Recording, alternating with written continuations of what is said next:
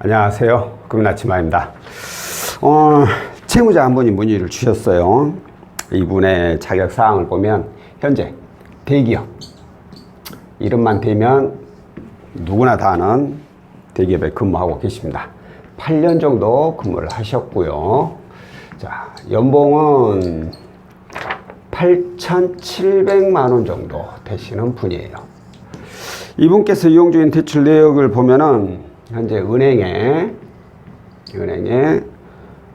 6,560만 원, 그리고 또 다른 은행에 1,540만 원, 그리고 저축은행 한 곳에 1,690만 원, 또 다른 저축은행 한 곳에 720만 원, 또 다른 저축은행 한 곳에 1,050만 원. 이렇게 해서 총 1억 1,560만 원. 60만 원을 이용 중이신 분입니다. 자, 이분 연봉이 8,700이고 은행 1금융권 대출만 보면 딱 8,100이네요. 연봉 대비 저금리 비중이 100%. 100%면 나쁘지 않죠. 요즘 시기에 뭐 대기업이라는 장점이 있긴 하지만 어찌됐든 연봉의 100% 이용을 했다는 것은 뭐 아쉬운 마음은 들 수는 있겠지만 나쁘게 이용한 건 아니에요. 그럼 나머지 이제 더 이상 은행에서 대출이 안 나왔다. 그러면 어쩔 수 없이 이금융권을 이용하는 게 이제 순서일 수밖에 없어요. 저축은행 3군데. 잘못 이용했다라면, 만약 잘못 이용한 걸 지적하자면 이걸 하나 처음에 이용을 하고 두 번째 이용할 때는 이걸 통합하면서 이용을 하고 또 세 번째 이용할 때는 또 이걸 또 통합을 하면서 이용을 했으면 더 좋았을 건데 그러지 않고 건수를 늘리면서 이용을 했다는 거. 이게 이제 좀 단점이긴 하죠. 자, 그런데 제가 오늘 말씀드리고 싶은 것은 저축은행 이렇게 나눠서 받았다라는 걸 얘기하려는 게 아니라 이분이 6개월 전에 저를 통해서 저금리 대안대출을 이용하신 분입니다. 그래가지고 그 당시에 은행 두 건, 이제 고금리 대출이 여러 건 있었겠죠. 그걸 은행 두 건으로 마무리를 해줬던 분이에요. 그것도 불과 6개월 전이에요. 6개월 전. 얼마 안 지났어요.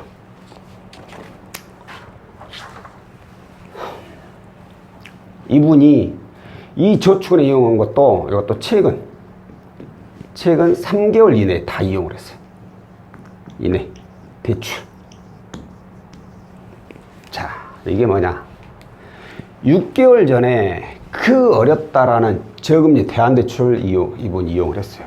어렵다는 이 말 뜻은 제가 통계를 내본 건 아니지만 예를 들어서 한 10분 중에 한두 분 정도 밖에는 거의 안 돼요. 그 외에는 자격 조건이 안 돼서 해들고 싶어도 못 해요. 그만큼 어렵고 깐깐한 상품이라는 거예요. 근데 그 어렵고 깐깐한 상품을 이용을 해가지고 기존에 있던 고금리 대출을 전부 다 은행의 저금리로 다 대안을 했어. 그럼 이제부터 어떻게 해야 돼? 열심히 갚아 나가야지, 열심히. 이전에 혹시라도 내가 씀씀이가 잘못돼가지고 아니면 어떤 다른 몹쓸 취미생활을 해가지고 빚을 졌다 더라도 어떻게 해서든 저금리 대안대출 이용해가지고 이걸 저금리로 대안을 했다면 이제는 정신을 차려야 되잖아요, 정신을. 그래서 빚을 늘리는 게 아니라 이 빚을 조금씩 이제 까나가야죠. 언제까지 빚쟁이로 살 거야? 그런데 이렇게 해가지고 왔어요. 저한테 다시 문의를 주시고. 이것 좀 어떻게 할 수 없나요? 1억 1,500, 8,700, 소득 대비 부채 비율이 150%도 안 돼요. 그죠? 그 중에 100%는 또 시중은행이야. 그러면 부채 비율 상으로는 얘네들만 통합이 가능할 수는 있겠죠. 이제 이금융권 쪽으로. 그런데 이분은 안 돼요. 왜 안 되냐? 최근 3개월 이내 대출. 최근 대출 과다로 해가지고 안 됩니다. 거기다가 이제 보니까 신용점수 안 적었네. 신용점수가 나이스가 729점, 29, K12가 613점.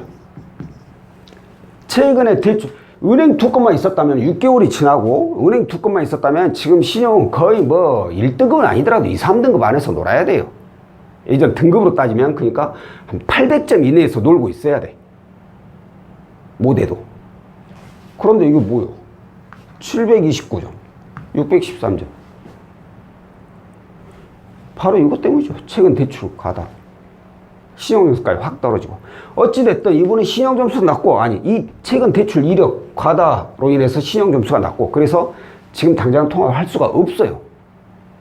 최소한 3개월 정도는 여기서 이제 지금부터 3개월 정도는 지나고 나서 신용점수가 오르는 내용 보고 나서 이제 해볼 수가 있는데, 이 또한 지금 말하려고 하는 내용이 아니에요. 이거 역시.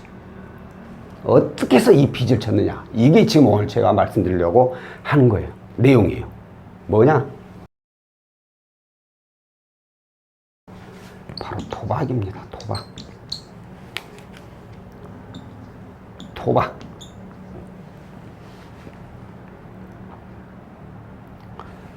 (6개월) 전에 이 빚을 낸, 그러니까 6개월 전에 고금리 대출을 이렇게 이용했던 이유 중에 하나도 바로 이 도박이었습니다. 아까 제가 안 좋은 취미라고 했죠.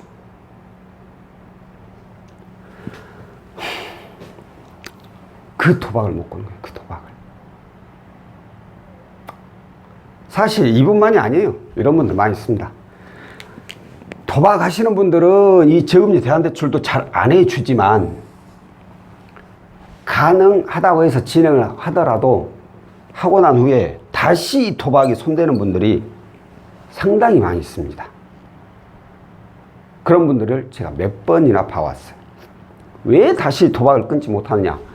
일단 이전에 저금리 대환대출 받기 전에는 고금리 때문에 미치는 거죠. 이제 도박은 해봤자 계속해서 잃기만 하고, 그래서 이걸 어떻게 해서든 좀 저금리로 대안해서 올 납입금이라도 줄여놓으면 이제 내가 도박이고 뭐고 나발이고 다 끊고 진짜 열심히 살아서 갚아 나가겠다, 이 생각을 해요. 그건 거짓말이 아니에요. 제가 봐도 그만큼 힘든 점을 느꼈으니까, 도박은 아니라는 걸 느꼈으니까. 저도 예전에 사설 토토 그런 거 조금 해봤어요. 할 게 아니더라고.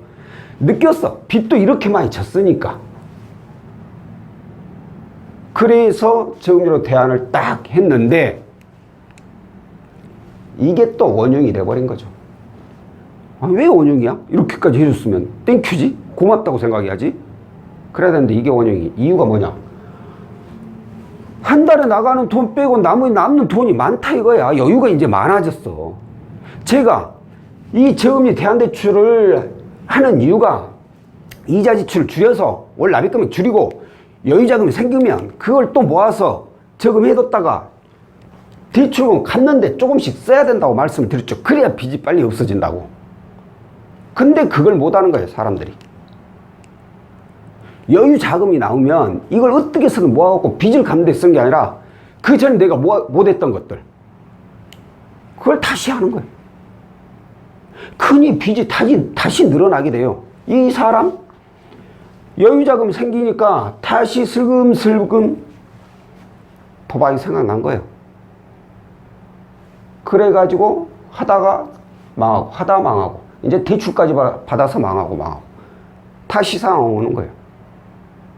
이런 분들이요, 저는 죽어도 도박 못 끊는다고 봐요. 인생 진짜 바닥을 기어봐야 돼. 죄송한 얘기지만 오늘 제 영상 또 보실 수 있겠네. 근데 저는 그렇게 봐요.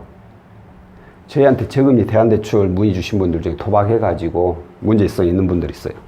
그럼 이런 상황 때문에 안 돼. 도박이 있다고 해서 무조건 안 되는 거 아니에요. 근데 성향도 보고 뭐 이런저런 내용도 보는데, 이런 분들이 어떤 얘기를 하는 줄 알아요? 저희한테. 제가 부모님 이름 걸고 앞으로 도박 안 했습니다. 제가 자식 이름 걸고 도박 안 할 겁니다. 부모님, 자식 다 팔아먹은 거예요.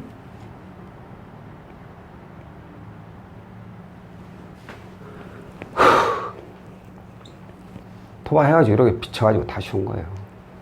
이런 분들이 생각보다 많아요. 도박했던 분들, 특히 도박했던 분들은 여유가 생기니까 또 도박에 손을 대는 거예요. 그러다 또 이 상황 벌어지고.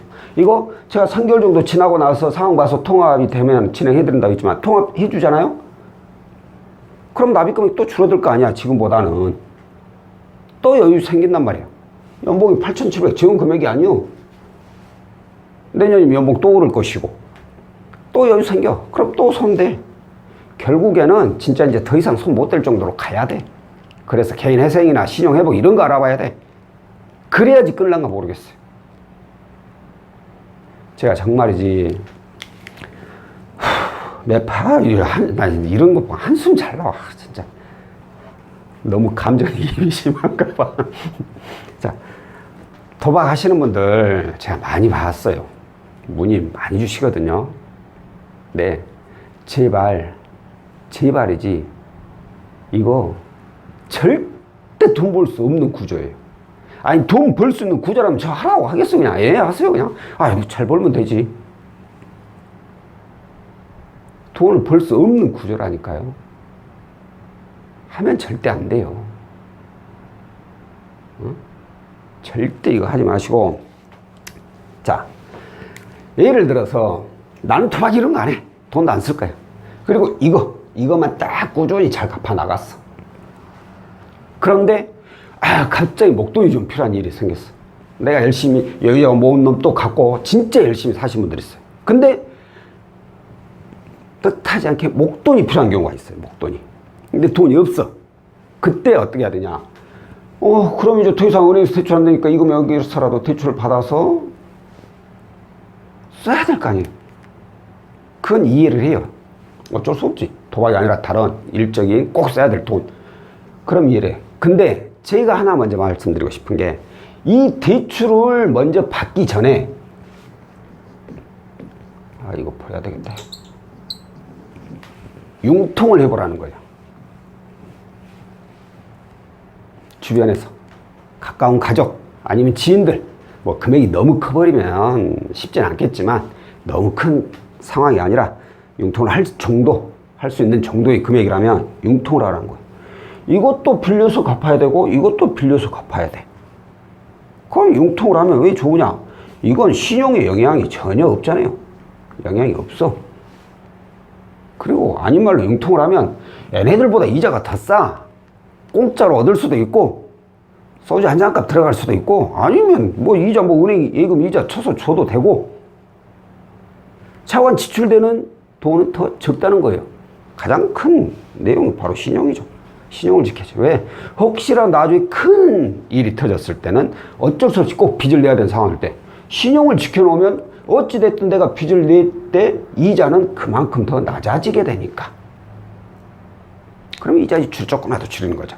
그러니까 혹시라도 난 열심히 했는데 자금이 또 필요하다. 진짜 어쩔 수 없이 필요한. 그러면 일단 주변에 융통을 먼저 생각을 하세요. 주변에서 최대한 구해보시고 그게 안 될 경우에 대출을 받는 그 순서를 이용해 보시는 것도 나쁘진 않을 겁니다.